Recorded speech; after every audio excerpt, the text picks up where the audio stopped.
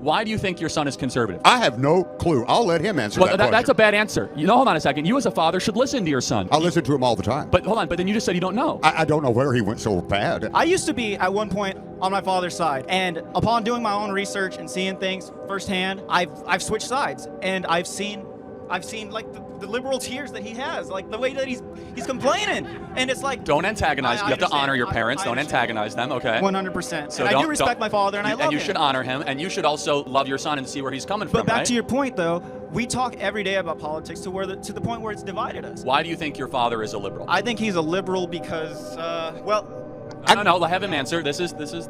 I'm helping you. I'm a group therapist. You understand what I'm charging for this right now? This is like $5,000 an hour stuff. See ya. So, okay, this is why I know he's a liberal. Because he voted for Kamala Harris, and he didn't even know why. Do you think that maybe he wants to believe government will do good? Maybe that's... Of course. Okay. Is that a good answer? Yes, now, maybe your son is going more conservative because he thinks government hasn't done a lot of good. Is that maybe a fair, charitable interpretation? That makes relative sense. Okay, so now we're getting somewhere. So you guys have a generational divide. You look at government as being probably a force for good. He's grown up in a circumstance where he's seen government declare wars and do a lot of nonsense like the Iraq War. He's not in his head.